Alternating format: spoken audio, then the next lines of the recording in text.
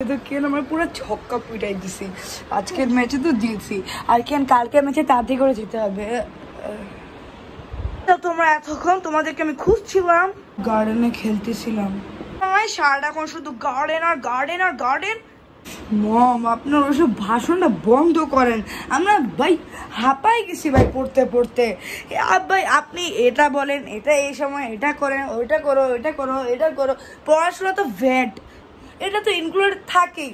আরে একটু চিল করতে দেন, ছোটবেলায় যদি চিল করবো না তাকে বড় হয়ে চিল করবো? তাকে চিল করতে মানা করেছি, চিল করো, সমস্যাটা কি? কিন্তু পড়ার সময় পড়াশোনা করো, কাজের সময় কাজ করো, খেলার সময় খেলো। আপনি তো এবার চুপই থাকেন, একটু বেশি করছেন। প্রতিদিন এরকম ভাল লাগে, পড়ো পড়ো পড়ো, আমি পড়তে পড়তে হাঁপাই গেছি। একটু গার্ডেনও কি খেলতে পারবো না? বল এই বেকার, আমি চালাই না আর বাসি না। ঠিক বলতেছস। Moments later.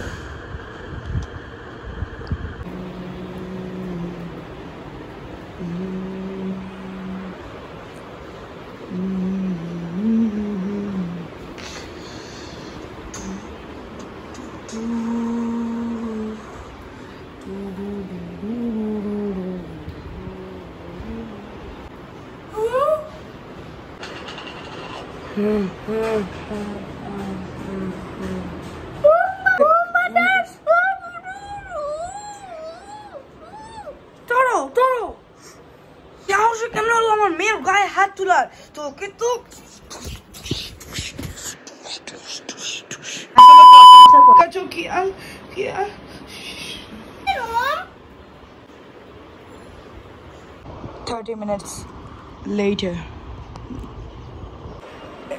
আমাদের রুমে চোর ঢুকছিল, তো তোকে আবার বাঁচিয়েছে কে? আর বলিয়েন না, মম। মম মম তোকে বাঁচাইছে। মাঝে মাঝে তুই ইচ্ছা করে বাসা থেকে পালা যেতে, বাসা থেকে পালা যেতে। হ্যাঁ, মমের সাথে তো কিছু একটা করতেই হবে, যাতে অনেক বড় কিছু হয়ে যায়। আর এরপর মম হসপিটাল থাকবে আর আমরা বাসে বসে বসে চিল করবো আর ক্রিকেট খেলবো।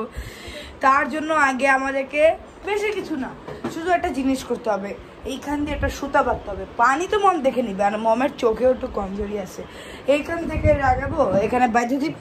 আর এরপর মম যখন এখান থেকে আসবে, আর বেশি কিছু না, মাথায় ব্যথা পেয়ে যাবে, বাস শেষ।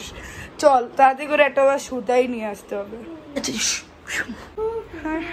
হ্যাঁ যাই বারান্দা থেকে নিয়ে আসি কাপড়।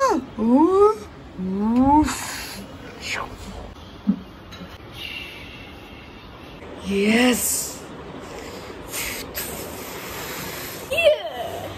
5 দিন হইলেও শান্তিতে থাকবো।